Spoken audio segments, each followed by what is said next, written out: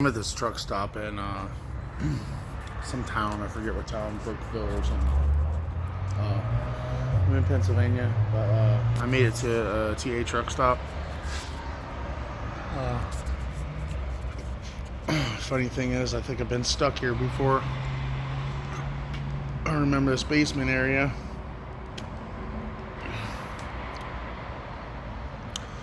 Okay, so how I got here from Interstate, I think 81. Okay, so I got a ride from kind of a old biker like dude. Give me a ride, and he was really cool. I gave him an autograph and wrote down my book for him, and he dropped me off where the freeway split in the middle of nowhere. Then this other guy found me in the middle of nowhere, and he basically he was really nervous to pick me up. He really was. Dude never picked up a hitchhiker ever in his life, and yeah, he was really nervous to pick me up. So I've kind of schooled him on the hitchhiking thing, and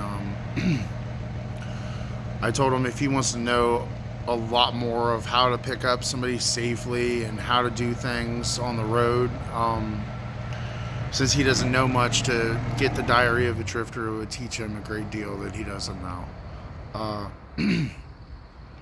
I think that's important for people to understand what we're going through in detail, because we go through hell out here, literally hell.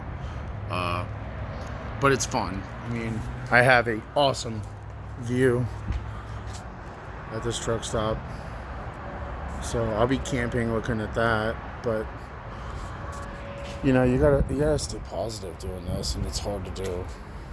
Sometimes it really is hard to do. The cool thing is I do autographs every day of the week now. At first it was 1 or 2 or 3 or 4 a month. Now I'm doing autographs every day. I just did one in this truck stop for the staff.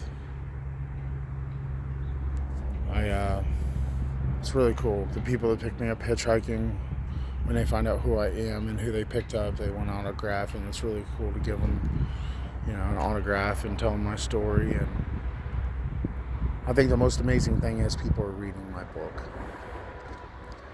And the most amazing thing is they're figuring out what we go through. So we're no longer suffering on the streets in silence.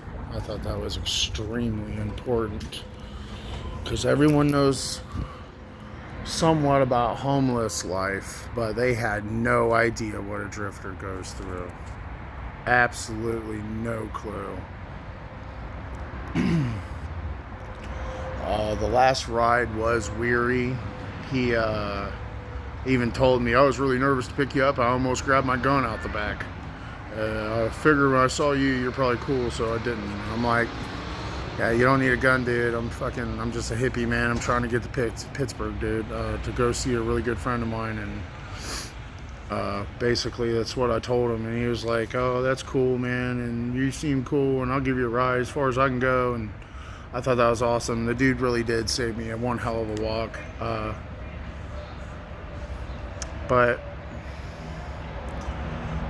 So yeah, I got a ride from that guy and the other dude. And also an old Vietnam vet that was in the Navy picked me up. He was really cool. I also wrote my book down for him and give him an autograph. I told him the government, he knew the government's corrupt as hell, but I still thank the vets, you know what I mean? They went through a lot of bullshit, and now they come home and a lot of them get treated like shit, including me. I'm not a vet, but I sit here and watch them on the streets suffering, all these vets, and that really pisses me the fuck off. It really does. Like when somebody says, oh, I'm a homeless vet, a lot of people are looking at that sign like, oh, he's scamming. Yeah, some of them probably maybe are scamming, but I've seen other vets hold homeless vet signs, and they have their veterans card on the sign. That's pretty bad when they're having to put their actual card for being a vet on their sign, so people are saying you're not a scammer. I mean, come on, dude. Has the world gotten that bad? And the truth is that when it comes to drugs, it has. It's made people do retarded shit. And that's definitely not good. So I'm filming the things I experience and the things I go through. From the author of Kalichi's Helping Hand and the Diary of a Drifter by Stephen Roof. Thank you for anybody that looks into these videos.